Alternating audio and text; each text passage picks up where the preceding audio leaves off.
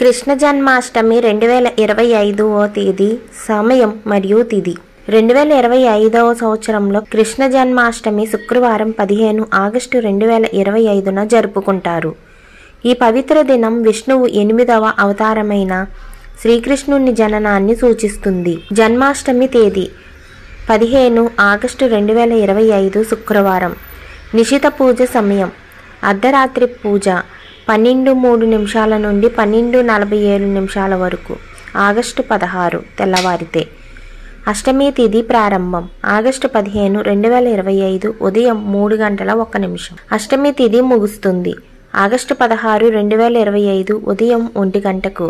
రోహిణీ నక్షత్ర సమయం ఆగస్టు 15న సాయంత్రం 4:35 గంటలకు ప్రారంభమై ఆగస్టు 16న సాయంత్రం 5:30 గంటలకు ముగుస్తుంది. నిశిత కాలంలో భక్తులు ఉపవాసం ఉండి ప్రత్యేక పూజలు చేస్తారు. ఈ సమయంలో అర్ధరాత్రి గంటను శ్రీకృష్ణుడు జన్మించిన ఖచ్చితమైన సమయంగా భావిస్తారు. కృష్ణ జన్మాష్టమి పూజా విధి. ఈ పండుగ పూజా విధి చాలా ముఖ్యమైనది. ఎందుకంటే లడ్డూ గోపాల్ జననం అని సన్నాహాల్లో కేంద్ర బిందువు. ఈ పూజ నుండి మీరు ఎక్కువ ప్రయోజనం పొందేలా చూసుకోవడానికి మేము క్రింది వివరణాత్మక పూజా విధిని అందించాము. ఉదయం స్నానం చేసి కొత్త బట్టలు వేసుకోవాలి. రాత్రిపూట శ్రీకృష్ణుణ్ణి ఫల్నా లేదా ఉయ్యాలని అలంకరించడం ద్వారా పూజా సన్నాహాలు ప్రారంభించండి మరియు గంగాజలాన్ని ఉపయోగించి మందిరాన్ని శుభ్రం చేయండి. పూజ ప్రారంభించడానికి ధ్యానం చేయండి. గౌరవంగా శ్రీకృష్ణుని విగ్రహాన్ని పల్నాపై ఉంచండి. మీ దగ్గర పల్నా లేకపోతే మీరు చెక్క చౌకీని కూడా ఉపయోగించవచ్చు. దేవతల పాదాలకు నీటిని సమర్పించడాన్ని పాద్యం అంటారు. ఆచమనం చేయండి అంటే భగవంతుడికి నీరు సమర్పించి ఆ నీటిని తాగడం. భగవంతుని స్నాన వేడుకను నిర్వహించడానికి విగ్రహంపై పంచామృతం యొక్క 5 పదార్థాలను పొయ్యాలి. అంటే పాలు, పెరుగు, తేనె, నెయ్యి మరియు గంగాజలం. 5 పదార్థాలను సేకరించి తరువాత వాటిని ప్రసాదంగా ఉపయోగించి పంచామృతాన్ని సిద్ధం చేయండి. విగ్రహాన్ని కొత్త దుస్తులు మరియు ఉపకరణాలతో అలంకరించండి. దీనిని దేవత యొక్క శృంగార్ అని పిలుస్తారు. పవిత్రమైన జనపనారను దేవునికి సమర్పించండి. తరువాత దేవతపై చందనం పేస్ట్ వేయండి. విగ్రహాన్ని కిరీటం, ఆభరణాలు, మోర్ పంక్ మరియు బన్సూరితో అలంకరించండి. దేవతకు పువ్వులు మరియు తులసి ఆకులు ఇవ్వండి. ధూపం, కర్ర మరియు నూనె దీపం వెలిగించండి. మకాన్ మరియు మీశ్రాలను భగవంతునికి భోగగా సమర్పించండి. కొబ్బరి, తమలపాకులు, హల్దీ, పాన్ మరియు కుంకుమతో చేసిన తాంబూలంను దేవునికి సమర్పించండి. భగవంతుణ్ణి గౌరవించడానికి కుంజ్ బిహారీ ఆరతి పాడండి. ఆపై పరిక్రమ చేయండి. మీరు కలిసి ప్రార్థించేటప్పుడు మీ చేతులు జోడించి మిమ్మల్ని మరియు మీ కుటుంబాన్ని హాని నుండి సురక్షితంగా ఉంచమని ప్రభువుని వేడుకోండి. కృష్ణ జన్మాష్టమి ప్రాముఖ్యత. హిందూ గ్రంథాల ప్రకారం శ్రీకృష్ణుడు దేవకి మరియు వాసుదేవులకు మధురా నగరంలో అష్టమి తిథి లేదా భాద్రపద చీకటి పక్షం 8వ రోజున జన్మించాడు. మధుర రాక్షస రాజు కంసుడు దేవకి సోదరుడు. కంసుడు చేసిన పాపాల ఫలితంగా దేవకి 8వ కుమారుడు అతన్ని చంపుతాడని ఒక ప్రవచనం పేర్కొంది. అందువల్ల కంసుడు తన సొంత సోదరిని మరియు ఆమె భర్తను జైలులో పెట్టాడు. ఆ ప్రవచనం జరగకుండా నిరోధించడానికి దేవకి పిల్లలు పుట్టిన వెంటనే వారిని చంపడానికి ప్రయత్నించాడు. దేవకి తన 8వ బిడ్డకు జన్మనిచ్చినప్పుడు మాయాజాలం ద్వారా మొత్తం రాజభవనాన్ని గాఢ నిద్రలోకి నెట్టింది. రాత్రి సమయంలో బృందావనంలోని యశోద మరియు నందుల ఇంటికి తీసుకువెళ్లడం ద్వారా వాసుదేవుడు ఆ శిశువును కంసుడి కోపం నుండి రక్షించగలిగాడు. ఈ శిశువు విష్ణువు యొక్క స్వరూపం. తరువాత శ్రీకృష్ణ అనే పేరును తీసుకుని కంసుడిని చంపి అతన్ని భయానక పాలనను ముగించాడు. కృష్ణ జన్మాష్టమి సందర్భంగా నిర్వహించే ఆచారాలు. కృష్ణ జన్మాష్టమి నాడు నిర్వహించే ఆచారాలు అన్ని వయసుల వారు ఈ పండుగను ఎందుకు ఇష్టపడతారో అనే దానితో చాలా సంబంధం కలిగి ఉంటాయి. ఈ రోజుకు సంబంధించిన కొన్ని ముఖ్యమైన ఆచారాలు ఇక్కడ ఉన్నాయి. కృష్ణ జన్మాష్టమి సందర్భంగా భక్తులు రోజంతా ఉపవాసం ఉంటారు. ఆ రోజంతా భగవంతుణ్ణి స్మరించుకోవడానికి అంకితం చేయబడింది. మరియు ఉపవాసం అర్ధరాత్రితో ముగుస్తుంది. ఇది శ్రీకృష్ణుడు జన్మించిన సమయమని భావిస్తారు. రోజంతా భక్తులు భగవంతుని నామాన్ని జపిస్తూ గాలిని భక్తి మరియు అంకిత భావంతో నింపుతారు. ముఖ్యంగా కృష్ణ దేవాలయాల్లో చాలా భక్తి పాటలు పాడతారు. కృష్ణుడి జీవిత కథను, ఆయన లీలలను తిరిగి చెప్పే విస్తృతమైన స్కిట్లు ప్రదర్శించబడతాయి. కృష్ణుడి వేషధారణలో ఉన్న పిల్లలు మరియు ఆయన గోపికలు రాసలీలలను ప్రదర్శిస్తారు. మకాన్ శ్రీకృష్ణుడికి చాలా ప్రియమైనది కాబట్టి అది ఒక ముఖ్యమైన రుచికరమైన వంటకం. చిన్న గోపాలుడిని శాంతింపచేయడానికి భక్తులు పాలు, డ్రై ఫ్రూట్స్, చక్కెర మరియు కోయతో చేసిన స్వీట్లను నైవేద్యంగా పెడతారు. కృష్ణుడి బోధనలను మరియు జీవిత అర్థాన్ని గుర్తించుకోవడానికి భగవద్గీత నుండి భాగాలను బిగ్గరగా పఠిస్తారు. కృష్ణ జన్మాష్టమికి సంబంధించిన పురాణాలు. దేవకి తన 8వ కొడుకు జన్మనిచ్చినప్పుడు దైవిక జోక్యం ద్వారా మధుర రాజ్యం నిద్రలోకి జారుకుంది. వాసుదేవుడు ఈ పరిస్థితిని ఉపయోగించుకుని తన పసికందును మధుర నుండి బయటకు తీసుకెళ్లగలిగాడు. భారీ వర్షాలలో కృష్ణుణ్ణి ఒక బుట్టలో మోసుకెళ్లారు. సర్పాల రాజుగా పిలువబడే శేష్ నాగ్ తన 5 తలల పడగతో ఇద్దరిని రక్షించాడు. దైవిక శక్తుల సహాయంతో వాసుదేవుడు యమునా నదిని దాటి గోకులానికి చేరుకోగలిగాడు. వాసుదేవుడు తన కొడుకును ఇక్కడికి తీసుకువచ్చి యశోద మరియు నందుల వద్ద అతనిని పెంపుడు తల్లిదండ్రుల వద్ద వదిలి వెళ్ళాడు. మరోవైపు యశోద దుర్గాదేవి అవతారంగా భావించే ఒక అమ్మాయికి జన్మనిచ్చింది. వాసుదేవుడు ఆ పసికందును మధురకు తిరిగి తీసుకువెళ్ళాడు. దేవకి 8వ కుమారుడి చేతిలో తాను చనిపోతాననే ప్రవచనం అబద్ధమని కంసుడిని నమ్మించేలా మోసగించాడు. ఇది అతనికి ఉపశమనం మరియు ఆనందాన్ని కలిగించింది. ప్రతి సంవత్సరం భక్తులు తమ ప్రభువు మరియు రక్షకుడు అయిన కృష్ణుడి జననాన్ని ఎంతో ఉత్సాహంగా జరుపుకుంటారు. ప్రపంచవ్యాప్తంగా కృష్ణ జన్మాష్టమిని ఎంతో ఉత్సాహంగా జరుపుకుంటారు. భారతదేశంలోని వివిధ రాష్ట్రాలు మరియు ప్రపంచవ్యాప్తంగా ఉన్న దేశాలు ఈ పండుగను వివిధ మార్గాల్లో జరుపుకుంటారు.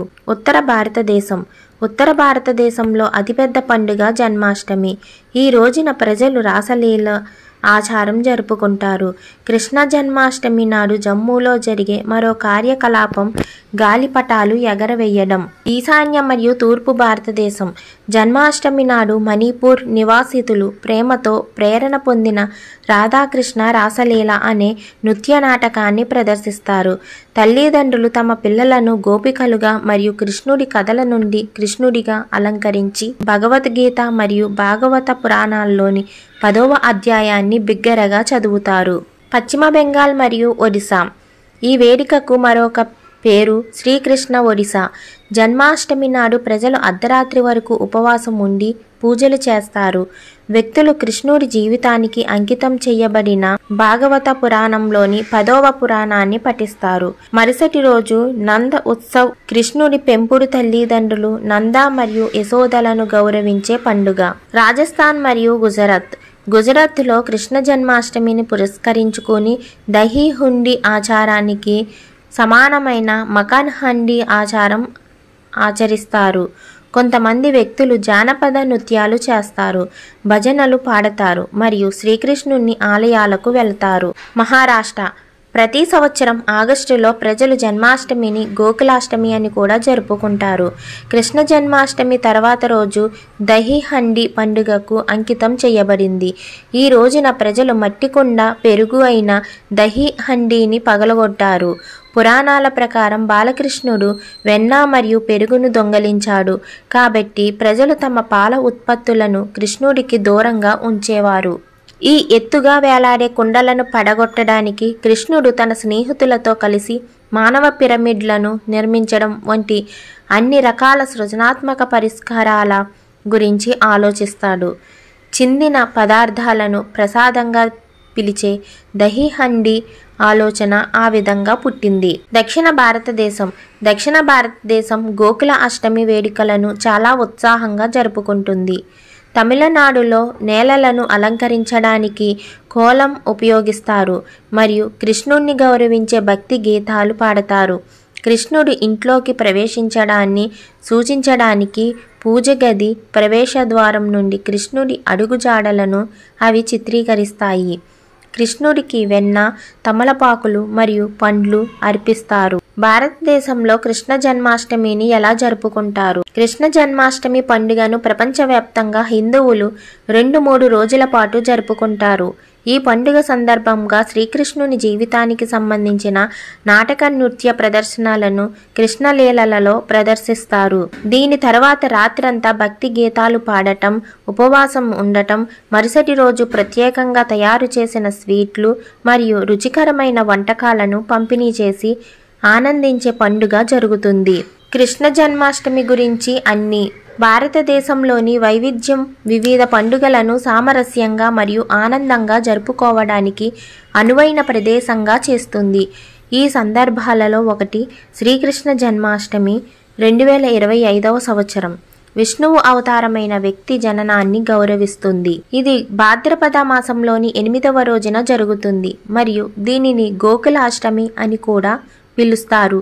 హిందూ పురాణాల ప్రకారం దేవకి సోదరుడు అయిన కంసుడు అనే రాక్షసుడిని చంపడానికి విష్ణువు భూమిపై కృష్ణ భగవాన్ రూపాన్ని తీసుకున్నాడు. జన్మాష్టమి నాడు శ్రీకృష్ణుడికి నైవేద్యంగా పెట్టే ఆహారాలు.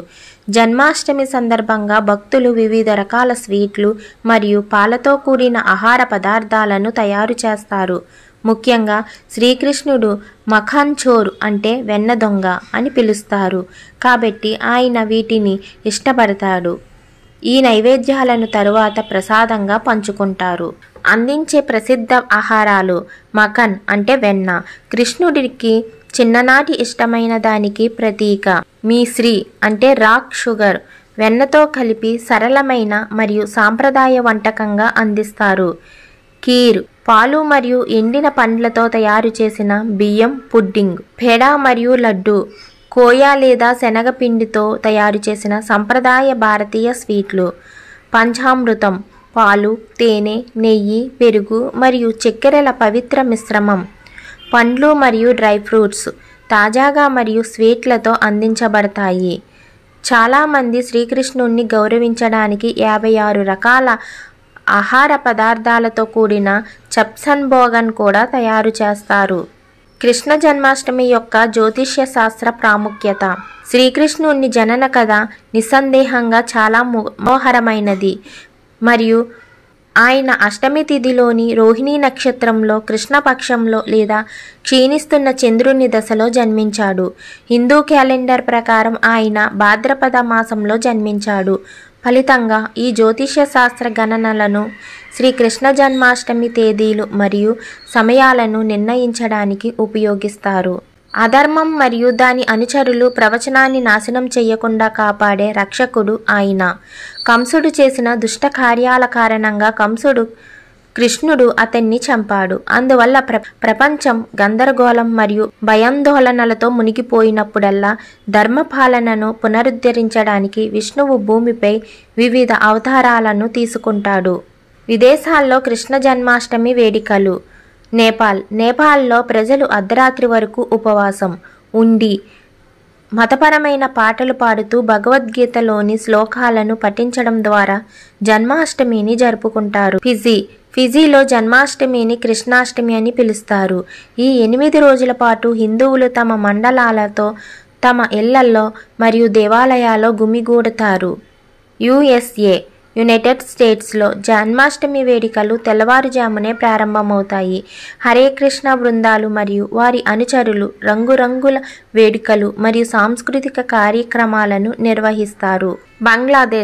బంగ్లాదేశ్ జన్మాష్టమిని జాతీయ సెలవు దినంగా పాటిస్తుంది.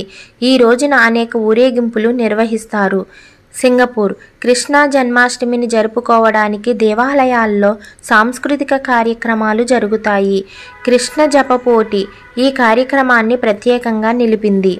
కృష్ణ జన్మాష్టమి 2025లో తరచుగా అడిగే ప్రశ్నలు. కృష్ణ జన్మాష్టమి 2025వ సంవత్సరం ఎప్పుడు? 2025వ సంవత్సరంలో కృష్ణ జన్మాష్టమి ఆగస్టు 15, 2025న జరుపుకుంటారు. కృష్ణుడికి ఇష్టమైన ఆహారం ఏది? పాలు, బియ్యం, చక్కెర మరియు డ్రై ఫ్రూట్స్తో తయారు చేసిన కీర్ అనే డెజర్ట్ను శ్రీకృష్ణుడు ఇష్టపడతాడు. జన్మాష్టమికి 2 తేదీలు ఎందుకు ఉన్నాయి? జన్మాష్టమిలో 2 వేరువేరు తేదీలు ఉన్నాయి.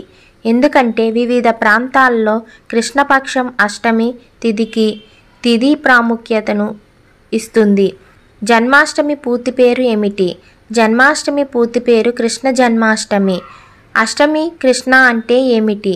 హిందూ చాంద్రమాన క్యాలెండర్లో కృష్ణ అష్టమి అని కూడా పిలువబడే కృష్ణ అష్టమి క్షీణిస్తున్న చంద్రుణ్ణి అంటే కృష్ణపక్ష 8వ రోజు అంటే అష్టమి జరిగే మతపరమైన వేడుక. హిందూ మతం యొక్క అత్యంత ప్రియమైన దేవతలతో ఒకరైన శ్రీకృష్ణుడు ఈ రోజున జన్మించాడని పరిగణనలోకి తీసుకుంటే హిందూ మతం దీనిని ముఖ్యమైనదిగా భావిస్తుంది. ఈ వీడియో కనుక మీకు నచ్చినట్లయితే ప్లీజ్ లైక్ చేసి సబ్స్క్రైబ్ చేసి పక్కనే ఉన్న గంట సింబల్ని క్లిక్ చేయగానే మేము పెట్టే ప్రతి నోటిఫికేషన్ ముందుగా మీకు వస్తుంది. ఇంకా ఎవరైనా మా వీడియోని చూసి సబ్స్క్రైబ్ చేసుకోకపోతే ప్లీజ్ సబ్స్క్రైబ్ చేసుకోండి friends. Thanks for watching friends.